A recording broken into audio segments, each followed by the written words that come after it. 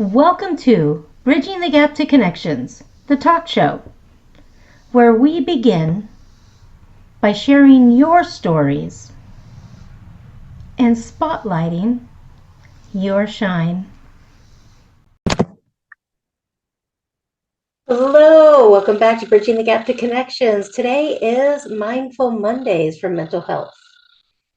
I was searching online and was looking for what is the top frequent asked question in regards to mental health. With today being the Mindful Mondays for mental health, I figured what better place to go and look to find out information. Why not search Google, right? We all go to it all the time as a resource center, or at least we should. If you're not doing it, maybe it's a good place to begin. However, what I was looking for was what is the top questions in regards to the frequently asked questions for mental health.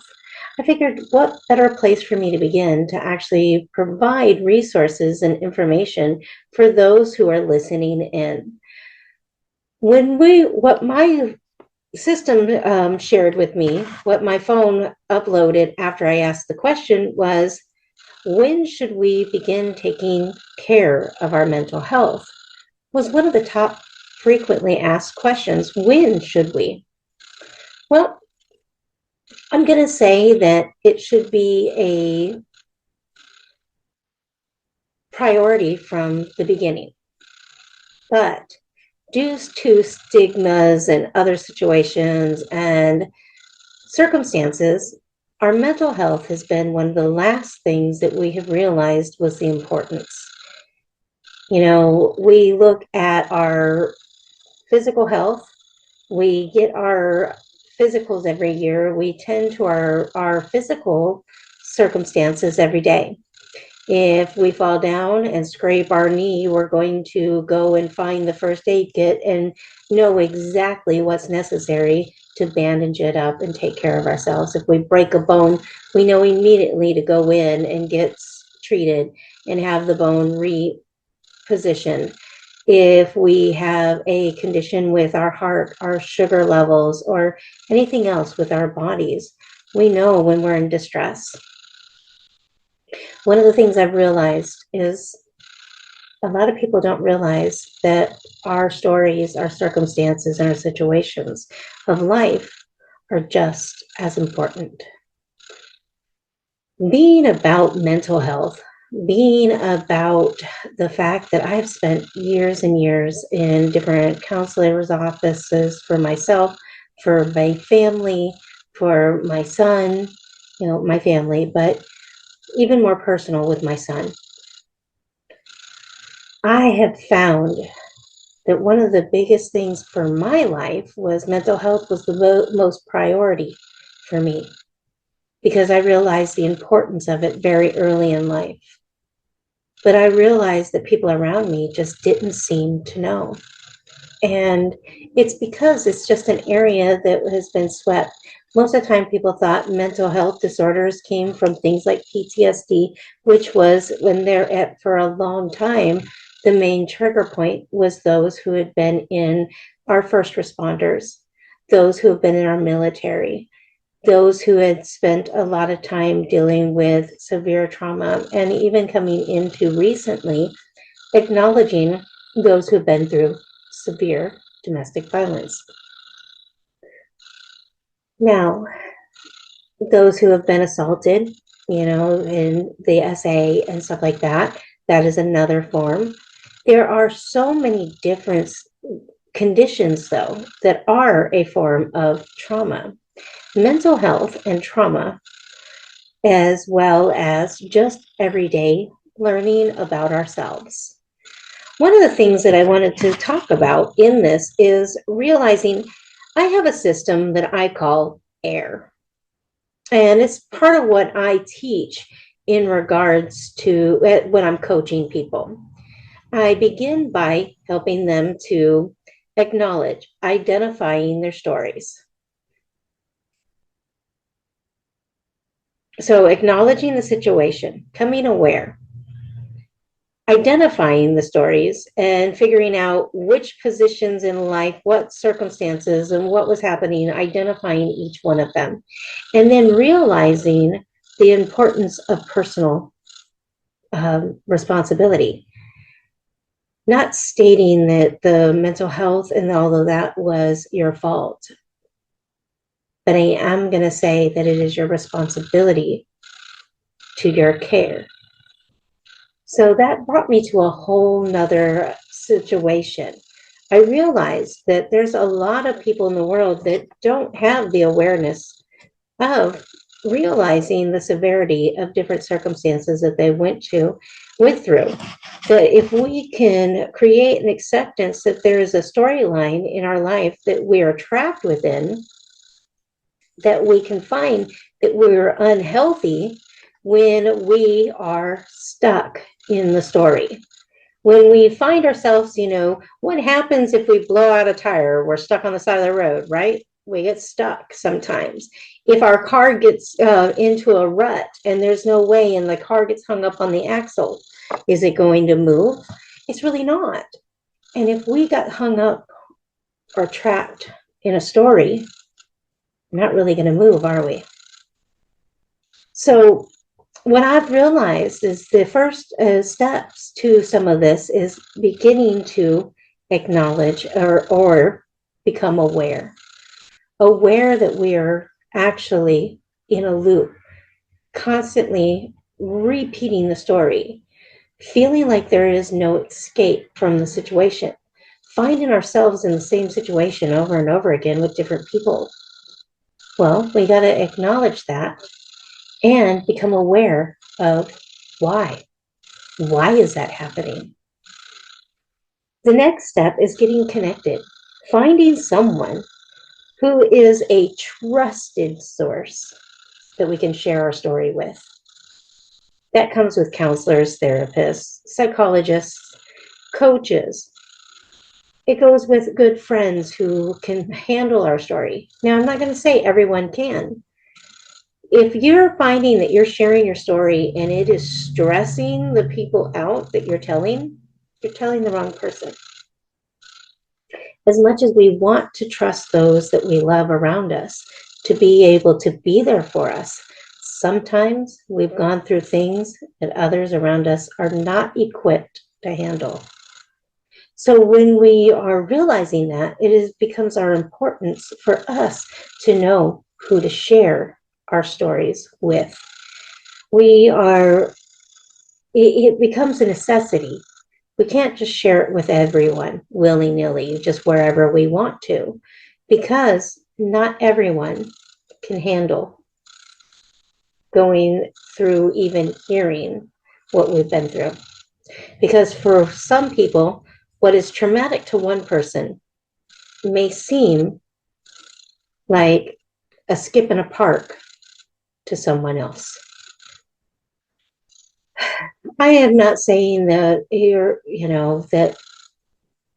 I guess what I'm trying to say is that if you feel that your situation is overwhelming, you keep repeating it in your mind over and over again.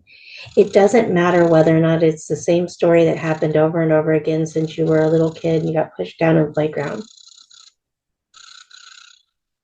If it was a situation during your teen years when you got put into a scenario with others where things happened that you weren't ready for those things to happen yet. If it was a circumstance with a mother or father wound that happened over and over, or a situation that just didn't feel like you were being heard. If it was a massive trauma to your entire world where everything was left in the ruins and you have to rebuild from it. What I'm trying to say right here is if any of those stories have touched you, then it's time to take care of your mental health. You are so important, and so many of us in life have tried to cover up the story and continue with a brave face to move forward through the pain, through the circumstances. And it's just not serving us at all. It's time for us to begin accepting that our mental health is just as important as our physical health. So that brings me to coping skills. What is a coping skill? They're tools that help us to assist us through our situation at the moment. A good coping skill for myself became breath work. One of the reasons I call it A.I.R. Acknowledging, identifying, and realizing. When I began doing breath work for myself, I began acknowledging stories within myself. And then I began identifying what was mine and what was someone else's. And then I began actually realizing the importance of self-responsibility and taking care of me, because every story truly begins and ends within. And when I realized that it was my responsibility to come up with techniques and tools and tricks and tips that would help me get through it. If it's sitting down for an hour and listening to music and just checking out, if it's drawing a picture, if it's painting, if it's taking a good walk, if it is playing and hanging out with the dog and throwing a ball, if it's whatever it might be for you. Some people like to fish. Some people like to draw. Some people like to ride a bike. Some people like to walk. Some people like to run. Some people like to go and do retail therapy. Some people like to garden. Those are just a few options that are available for those. I'll tell you, there is so much healing in putting your hands in the dirt and gardening. Literally, it has a chemical reaction in you when you put your hands in the dirt. You know, when we were kids, we used to be full of joy in life when we played in the dirt, right? If you do gardening, it's the same thing. The next part is learning to maintain self-control. It is our responsibility to have control of our response. A lot of times when we've gone through severe trauma and then we're reintroduced to it in a different scenario, but it triggers us, we become reactive. It's like shaking the soda bottle and popping the top. The soda is going to explode everywhere, right? If you've been through enough situations and circumstances, you probably have become reactive. If somebody does a thing that you don't like, the first thing you're going to do is become defensive. So when we're going through that, once we can recognize, we can then start to take responsibility.